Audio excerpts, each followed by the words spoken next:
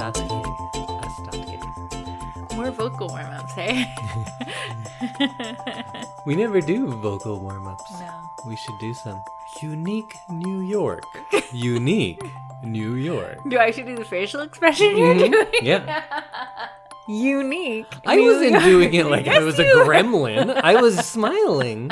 I was being all happy, and then you made it look like a creepy innkeeper with a stroke. Like, unique New York. That's not what I sounded like. No, but though. that was what the face was. Oh, well, that's nice. A big black bug bit a big black bear. Oh. She sells. No, wait. Is it all just tongue twisters? There's like vocal warm-ups they do. Sometimes they're saying, like, success and death are both but illusions. Isn't that one? Is that? I don't know. You've done more theater than I have. Noam Chomsky loves grilled cheese sandwiches. Is that a I think vocal that's a warm-up? common one people say a lot. Really? Yeah. Bed bugs beget bygones. I don't think that's I think I just made anything. that I one don't up, think and it's anybody's nonsense. ever said that before. Should this be the opening and we just do a podcast now? Yeah. Hey, do you want to do a podcast? Yeah, I guess. Cool. Take it away. Hello, everyone, and welcome back to another episode of I Love This, You Should Too, a podcast which includes Indy Randawa and me, Samantha Randawa. 2 Randawas for the price of 1. Well, how much is the price of one? Free. So then how much is the price of two? Million. $1 million? Yeah. But they're getting it for the price of one, so it's free. Yeah. Oh, you guys are lucky. It's a good deal. It's almost $1 million. Yeah. Whoa. We here at I Love This, You Should Too are proud members of the Alberta Podcast Network, which is locally grown and community supported. Hi, Indy. Hi. You just come in? Yep. Fancy seeing you here at our kitchen table. Yes. Where we spend most of our time. At the kitchen table? Well, no, we usually... No, we don't eat any meals here. No, like next to the kitchen table. Yeah, around the kitchen. Yeah, by the kitchen. This is my home. Is Yes. the kitchen. Your home is the... Bed. Yeah, your home is the bed. Yeah. My home's the kitchen. Yeah. That's where we spend our time. Yeah. Well, today we are each going to have a quick little thing of the week, and then I'll let you know what we're watching for our big watch, which will be next week when we really analyze something, and you know how we love getting into that deep analysis. Let's thank our first sponsor of the episode, and that is the Alberta Blue Cross. Even if you're a busy business owner with more meetings than hours in a day, you can be calm and collected when your group benefit plan is taken care of by Alberta Blue Cross. Your employees can manage their own health, dental, life, and disability coverage online, anytime, on any device, making it easier for them and for you. To learn more and explore your options, you can visit them at ab.bluecross.ca. So, Indy, it's your week this week. My week! Woo! Woo! Congratulations. Thank you. And would you like to start us off with what you're into this week? Yes. My thing of the week is the musician Mulatu Astatke.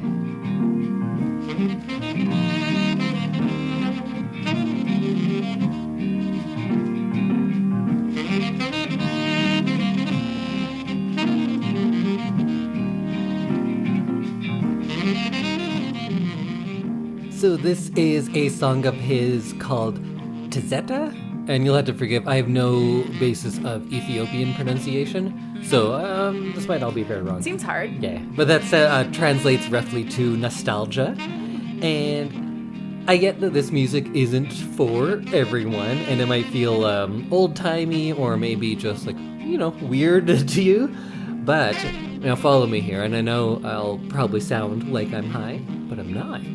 Yet.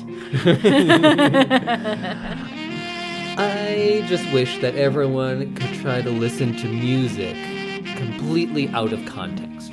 Like outside of what you're used to, or what you normally like to listen to, or what you hear every day, or who any of these musicians are, or what types of music have like certain meanings to you. Because I think if you listen to this kind of music without any preconceptions, like, frankly, I don't see how you couldn't just love it. Yeah. Because it just sounds so beautiful to me. It's very, like, soft and jazzy. Yeah. Which is nice. Like, I appreciate that. And I think it's more interesting than, like, something that would be playing in the background at, like, a store. Oh, I think it is better than that, too. But there's this, I don't even know what characteristic this has to it that makes it better than a lot of, like, jazz to me. There's something that just evokes the idea of, like, a real lived-in world. It doesn't feel pristine. It feels cozy in a way. Okay. So let's listen to another song. This one is called Yekermosu, and I think that translates to a man of experience and wisdom. Oh, okay.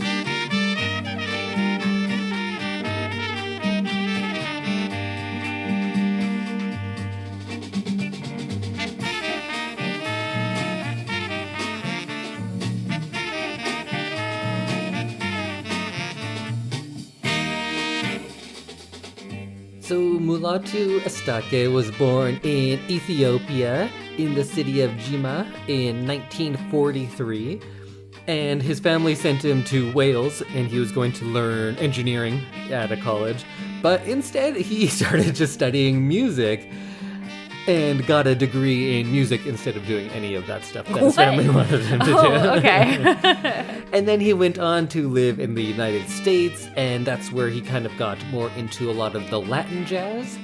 And that's where he recorded his first two albums, which were called Afro Latin Soul, Volumes 1 and 2, in New York City in 1966. And he worked on combining the more Latin-influenced jazz with traditional Ethiopian music and creating something kind of new. And he brought that sound back home in the early 70s, and he called it Ethio Jazz, and he started making albums and recording them back at home, too. Is it a blending of more than just jazz? Well, I'm sure there's lots of other influences, because the jazz that he kind of borrows from is already Latin-inspired, so that is already a combination of the kind of more American jazz that we know with a lot of different Caribbean influences. Right. And then he's taking that and then also mixing in a lot of that Ethiopian stuff. Cool. So it's like a real mishmash. It's the official I think that's the musical technical term. term, is that it's That's a real mishmash. Yeah. So this song is called Yegele Tazada, or My Own Memory. It sounds like nice montage music. I think it's like so cool. Yeah. It's like the epitome of cool. If I ever get to star in a 1970s PI movie and I'm walking down the grimy streets of New York in my leather jacket, and I assume my shirt would be open too much. Right. 'Cause it's the 70s. Vacation Indy. No, it's 70s Indy. It's very 70s different. Indy. Because I'll have full pants, Right. but that are flared at the bottom. Right. This would be what's playing. Yeah, I could see that. Someone who's like on a mission. This is walking music when you have a mission. It is. You're like, Cool mission. I know where I'm going. And it's cool.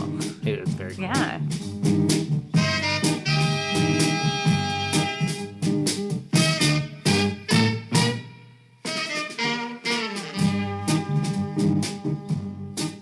So check out his stuff. He is actually still making music, but like with so many musicians of the time, I prefer their stuff from like pre-77. You know how I just love all the music from the 70s. It's so good. Japanese Enka music, soul and funk in the US, rock from England, the Zamrock from Zambia, Right. and jazz from Ethiopia. The early 70s were just good music all over the place. Magical. Yeah, really. Yeah. If I can suggest one album of his, it would probably be the one that's just called Ethio Jazz from 1974. But like with a lot of musicians of the time and who aren't recording in like the US or the UK, it can be a little hard to find some of their stuff. So a lot of his music is available in compilations. There's one called The Story of Ethiopian Jazz, 1965 to 1975. That one is very good. I think it has all of the songs that we listened to today. Or there is this very extensive compilation called Ethiopic, which is, I think it's like 8 volumes of Ethiopian music from different times. And volume 4 is my favorite. And that one is called Ethio Jazz and Instrumental Music, 1969 to 1974. And of the songs on there, I think all except for 2 are from Mulatu Astatke. So you can hear a bunch of his songs on there too. So go check them out, because that's my thing of the week. Yeah, if you ever need some like good strutting music, that sounds... Yeah, or some good chillin' music. Yeah. I think a lot of this music is good beach music too. Oh, beach? Yeah, it would be good beach. Well, how about you, Samantha? What's your thing of the week? My thing of the week is a book. It's called With You All the Way by Cynthia Hand. And I got a recommendation on this book on TikTok. It just kind of came up and someone was like, this is a really good book. You should read it. And so I did. So clearly it worked on me. Did you let them know? No, I don't actually remember who the person's profile that actually recommended it. It was me. Was it? No, I don't know what TikTok is really. I kind of know, but I don't really know. Yeah. So it is about a 16-year-old girl named Ada, and she is kind of going through some typical 16-year-old girl things, like her boyfriend, they just broke up. She's thinking about losing her virginity. Her sister seems very perfect and like untouchable when things go wrong. And she is very kind of frustrated with her whole situation, as only a 16-year-old person can be. This sounds like a lot of the books I read so far. Because I read a healthy mix of coming of age teenage stories because of work mostly, and just because I like them, and grizzled old man stories. I don't really do the in between. This is not a grizzled old man story. No, but it's a teenage, maybe coming of age story. Yeah. So, Ada's mom is a famous heart surgeon. Her dad is a nurse, so they work really crazy hours. And they get to go on a family vacation every year, which is also a conference that her mom attends. And so this year it's to Hawaii, and Ada's just gone through a really messy breakup with her boyfriend and is ready to kind of just like leave everything behind. And go on this vacation. And when they get there, Ada suspects that her mom's having an affair. She feels her sister is like pulling away from her, and they can't have their usual sister bonding time. And Ada decides that if everyone's doing their own thing, she's going to do her own thing. And she kind of makes a sex plan with sex plan with the son of one of the other doctors. Oh. And so it's kind of funny. This book isn't... You know how some young adult books are like very adult and deal with things like a 20-year-old would deal with them? Mm-hmm. This felt very 16 because there was a lot of like, oh, I Googled it. Or like... Is this a book targeted at 16-year-olds? I think so. Okay. And it's more realistically 16. There's not like a worldliness that other books have for 16-year-olds, like Gossip Girl, where they're all like going out and drinking martinis every night. Is that what happens in that? Yeah. So this is like really nice. It's really kind of not innocent might be the wrong word, but it's very age appropriate. Sure. For like a 16-year-old girl. And she has like her first alcohol. She gets like really upset in that way that only people who are like super hormonal can get. And it's really interesting to kind of see the family relationships change as Ada kind of discovers what's going on in everyone else's lives. Interesting. I don't want to give it away though. Right. Yeah. So I really enjoyed this one. It was a fun kind of beachy read. It's set in Hawaii. This is for the beach too? Yeah. Wow, maybe all of our stuff is beach stuff. So it's kind of like a little vacation in a book because it's set in Hawaii. Oh, that should be the blurb on it. A little vacation in a book. Yeah. And it's definitely like the way that Cynthia Hand describes everything, you can kind of get the feeling of this resort and how a lot of the time Ada's really mad because the resort is so big, it takes so long to get anywhere. So she's like grumpy about having to walk a bunch. And so it's very 16-year-old girl. And it was a very kind of heartwarming read. Were you reading it just this week? Yes. Oh, I was reading all books about 16-year-old girls too. I know you were. But they never overlap somehow. No. You know what? In one of the next couple of things of the weeks, I'll do Indy's picks for 16-year-old girls because I read a lot of those. Yeah, you read a bunch of graphic novels this week. Oh, I could just do Mariko Tamaki. She's so good. I looked over, we were like out at the cabin, I guess. And I looked over and you looked like emotional about your book. Mariko Tamaki, she's so good. That's a special book that makes you like emotional. Mm-hmm. Yeah, for sure. So if you're looking for a fun kind of light read. A beach read, you can read With You All the Way by Cynthia Hand. It was just published March 30th in 2021. And so you should be able to find it pretty much everywhere. Oh, and if you think it's really good, you should nominate it for the next year YRCA. Oh, yeah. And then you'll have to read it. So our second sponsor of the episode is Pod Power. And with Pod Power, our sponsors are making it possible for us to amplify the voices of Albertans and Alberta podcasters. This episode, the Edmonton Community Foundation, is helping us give a Pod Power shout out to Is This For Real? Is This For Real is a podcast about various facets of Black life in Edmonton. In the first season of the show, Breaking the Blue Wall, host Omar Salafu explores anti-Black racism and policing and tells stories about policing in schools, accountability in Alberta's policing system, and the impacts of police violence on Black Edmontonians. You can listen to the podcast and read more about each episode at isthisforreal.ca. And you can also support the work of these podcasters and future seasons on Patreon.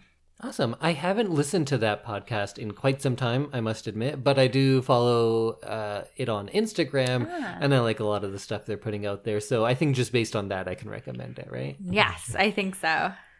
Okay, Indy, it's time. What are we going to be watching for next week? Let me ask you first, though, when you think of not your favorite movie of all time, but when people talk about the best movies of all time, what movies come to mind? The Sound of Music. Really? Oh, okay. That's one of my favorite movies for sure. Sure. Very good. In like the grand scheme of the world, do you ever hear of like, oh, well, the best movie of all time is there agreed upon best movie? Maybe like Scarface? What? I really? don't know. I'm just thinking about like big movies. I don't think I have one though. Maybe we should do Scarface instead. I'd love to talk about Scarface. I think Scarface is a 3-time watch. You watch Scarface 3 times to get it. You watch it the first time and you're like, whoa, this is crazy. And I watched it when I was like 16 and I thought that was a lot of fun and I really liked it.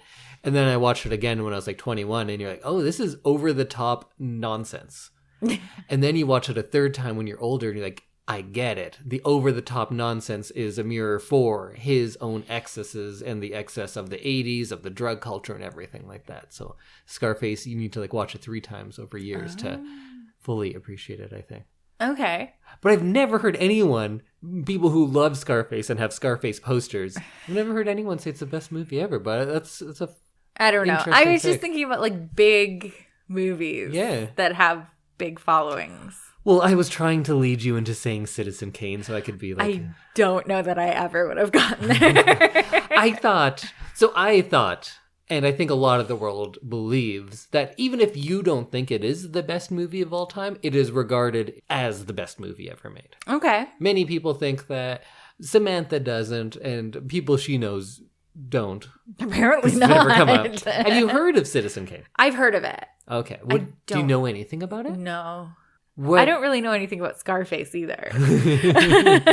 Scarface, the one you're probably thinking of, is actually a remake. You're probably thinking of the Al Pacino movie from, I think it was like 83? Probably.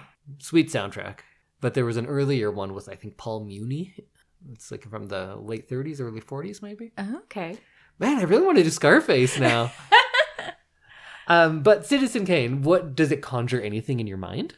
Is it black and white? It is. Okay, makes me think black and white movie. Okay. Is there like a big bald guy in it?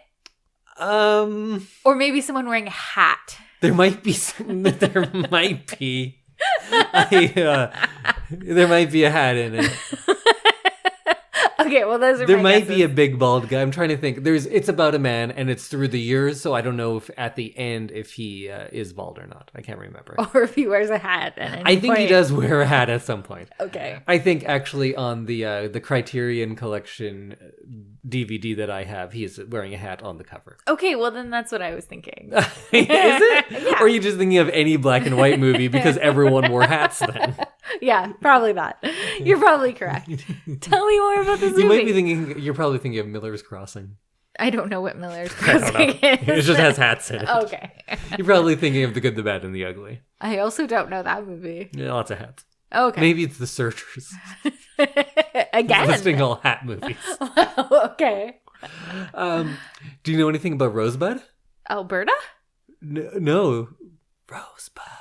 No, I don't know anything about that. Well, that's fun. It was like when our first episode, you didn't know the twist in The Sixth Sense. Yeah. And some things are so ubiquitous that like... He was dead the whole time. Oh, don't tell them. They might not know.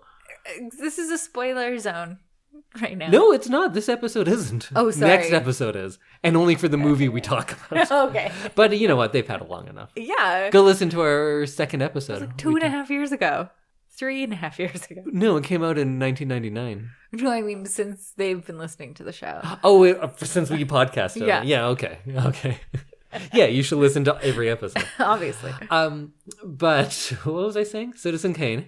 They wear hats. You are kind of lucky that you know nothing because there are a lot of expectations. I probably shouldn't have said that it's regarded as the best movie ever made because what bigger expectation is there than that? No, that's the biggest one. I don't think I agree. I've only seen it once, and that was about 15 years ago. I think it is a very good movie and a very important movie, but it's hard to judge best movie ever made. I can only kind of talk about my favorite movie ever made. And best, I might go Godfather over this, but you know. Oh, that was the one that I was thinking. Not Scarface, The Godfather. Oh, they both have Pacino. Okay, that's why I got them confused. Yeah. Yeah. I think Godfather is a better movie than Scarface, but they're both a lot of fun. Okay. Anyway, back to Citizen Kane. Back to Scarface. So it came out in 1941.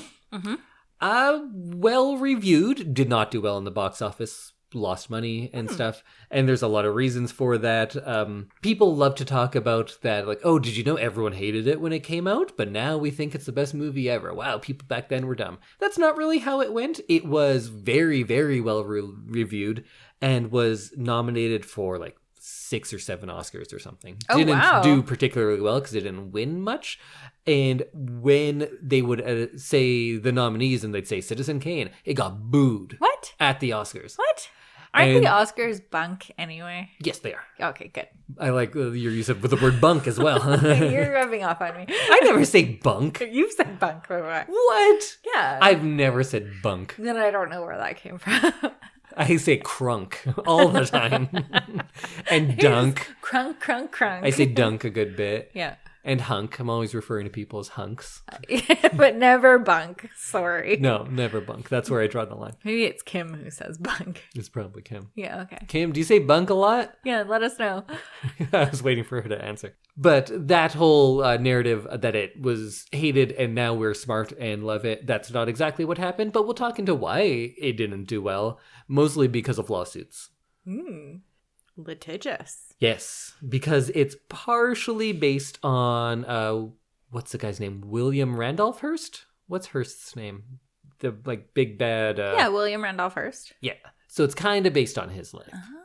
Not entirely, but it's a story of a wealthy, powerful man. Okay. He's the head of the media company. Hearst. Yeah, but this is a play on that. So it's not a biography or anything, but it's loosely based on him. So there is some stuff like that in here. And I chose to do this now because, do you remember the last movie I chose, Ed Wood? Ed Wood, often called the worst director of all time and made the worst movie of all time in Plan 9 from Outer Space. And you remember in that movie, there's a fictional part where he meets someone. Right. In the bar. Do you remember that part? Yes. And he meets Orson Welles. Right. Who, to Ed Wood, was the greatest filmmaker of all time, who had made the greatest film of all time, Citizen Kane. So since we were kind of already in that world, we have some background knowledge going to like what filmmaking entails and how rare it is for one person to write, direct, and act. Right. Direct and act. Yes. Thank you. Even Orson Welles only did it twice, and he was given a kind of a, not quite a blank check, but he was allowed to do things his way. And he was quite young when he made this movie. I think he was like 26 or something. Oh, wow. And he got to write, direct, act, and made arguably the best movie of all time. Oh, wow. And that's something very special. That's impressive, because that's a lot of jobs. And after that, it didn't do as well, and he was never really given the opportunity to do that again. Oh. And very few people are. The only times, well, like with the prequels, they let George Lucas do whatever. And man, you know, it doesn't always go well. Yeah. Star Wars is a really fun story from the first ones chronologically in our world because he wanted to do so many things, and because of limitations and because of hiring all these people, his own vision got really muddied to the benefit of the movie because those movies are great. And then with Phantom Menace, he was allowed to do whatever he wanted and nobody called him on anything. And we learned like, oh, he can't direct people. He can direct robots. Yeah, computers. Yeah, so when he works with people, it doesn't go as well. So Orson Welles, it's really fun to think about his career, and he's not someone that I'm really well versed in. I've only seen a couple of his movies, but he's someone that came from this world of radio, of theater, and was brought into filmmaking when filmmaking wasn't as big, because this is in the early 40s.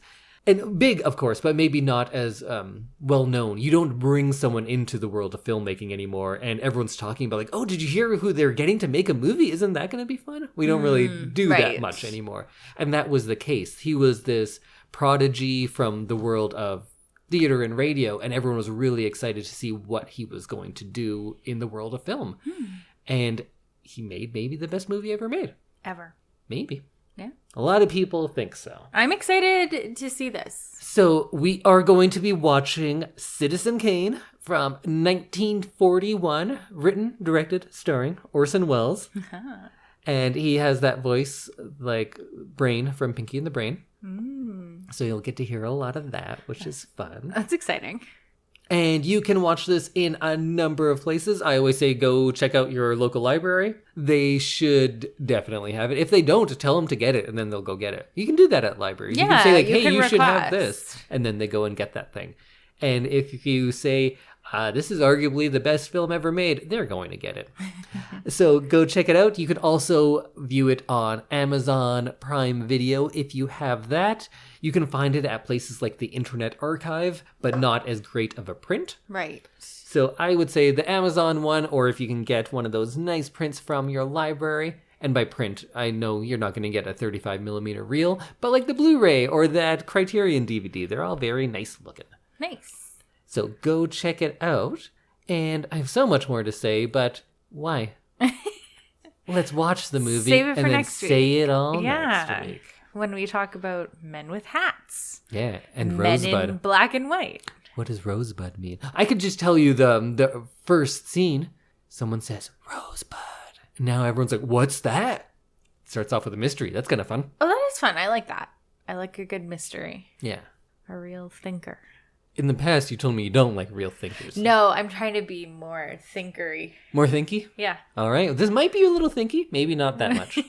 Okay. Well, I look forward to maybe thinking. And for you out there, if you're like, why would I watch this old movie from the 40s? Often regarded as the best film of all time. That's a good reason. And it is a pioneer in a lot of filmmaking techniques. So we'll talk a bit about that, but we'll mostly talk about like the themes and the story and who was this man? Who is Citizen Kane? What was Rosebud? What was it? We'll never know. Oh, we might though. Okay, well, we may know next week. Yeah. Okay. We'll see everyone next week. Bye. Bye, everyone.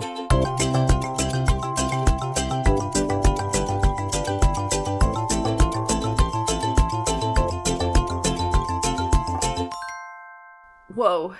My butt is sore. That's usually what I say. I am going to cut that out and use it in all sorts of things. No. So I'll just be like, hi, Samantha, how are you today? And then I'll just put in the... My butt is sore. No. Not granting usage access of that. You don't even listen to the podcast. I could do whatever I want to it.